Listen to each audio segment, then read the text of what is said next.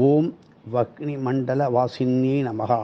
எவ்வுலகிலும் பெற இயலாத, பெற முடியாத, கிடைப்பதற்கரிய திரு அண்ணாமலையாரின் இந்த அனலாமிர்த ஒளிப்பிரகாச அமிர்தத்தை பெற்று ஜீவன்கள் அனைத்திற்கும் ஊட்டுவதற்காக வக்னி மண்டல வாசினியாக ஸ்ரீ ஆதிபராசக்தி அன்னையானவள் திரு உண்ணாமலை தாயாக இத்திருநாளிலே கிரிவலம் ஆற்றுகின்றாள். உயிர்களிடத்தே கொண்ட அன்னையின் அன்புக்கு இடையினை எதுவும் உண்டோ? இம்மாத மகா சிவராத்திரி திருநாளிலே சிவசக்தி ஸ்வரூபிணியாக சாக்ஷாத் உண்ணாமலை அம்மையே 33 தேவர்களுடன் அருணாச்சலநாதரை வலம் வந்து கிருபா கடாட்சத்தை அருள் புரிகின்றாள். 33 தேவர்கள் என்பது 12 ஆதித்யர்கள் ப்ளஸ் 11 ஏகாதச ருத்ரர்கள் ப்ளஸ் 8 அஷ்டவசுக்கள் ப்ளஸ் 2 அஸ்வினி தேவர்களாக 33 வகையான தேவசக்திகளை பிரபஞ்சமெங்கும் நிரவுவதற்காக கோடான கோடி சேவர்களை கொண்டு அருள் தொண்டு ஆற்றி வருபவர்களே 33 தேவர்கள் என்று 33 தேவர்களை பற்றி அருள் விளக்கமாக நமது சத்குரு வெங்கட்ராம சித்தர் உரைத்து கொண்டே இருக்கின்றார். குருவருள் இல்லையே திருவருள் இல்லை.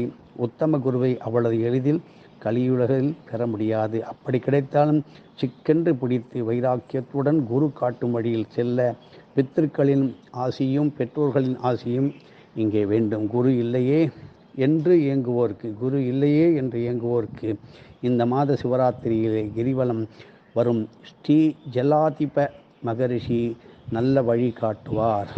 இவர் சிலாத மகரிஷியின் சீடர். சிவபுராண மகாத்மியத்திலே குறிப்பிடுகையிலே சிலாத மகரிஷி தன் தபோ பலத்தாலே ஸ்ரீ சிவபெருமானிடம் வேண்டி ஸ்ரீ நந்தியம்பெருமானை மகனாக பெற்றார். எப்படி? சந்தியா, அதாவது ஆனந்த தாண்டவம். ஜலாதிப மகரிஷி இன்றும் நந்தியம்பெருமானுக்கு பிரதோஷ காலங்களிலே சேவை செய்து பிரதோஷ கால நாட்டியமாகிய சந்தியா நிருத்தம் தொடங்குவதற்கு அருள் புரிகின்றார். மாலை காலத்திலே நித்திய பிரதோஷ நேரத்தில் இறைவன் மகிழ்ச்சி ததும்ப ஆடியதே புஜங்க லலிதம் என்னும் சந்தியா நிருத்தம். ஈசனார் ஆலகால விஷத்தை அருந்திய போது தேவர்கள் முதலாகிய அனைவரும் மிகுந்த அச்சமுட்டு இறைவனை பலவாறாக அர்ச்சிக்கத் தொடங்கினார்கள்.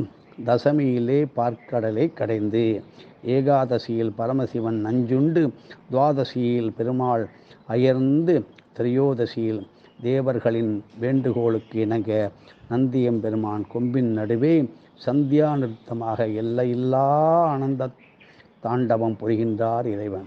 எளிதில் கிடைக்காத இந்த தேவ வைபவத்திலே இறையனாரை உளமாற பிரார்த்தித்து வேத மந்திரங்கள், பதிகங்கள், எளிய பஞ்சாட்சர மந்திரமாகிய நமச்சிவாய நாமம் இவற்றை பாராயணம் செய்வதும் அனைவரையும் இறை நாமங்களை ஓதச் செய்தும் இச்சிவராத்திரியை பூஜிப்பது மனக்கவலைகள் அனைத்தையும் நீக்கி ஆனந்தம் தர வல்லதாகும்.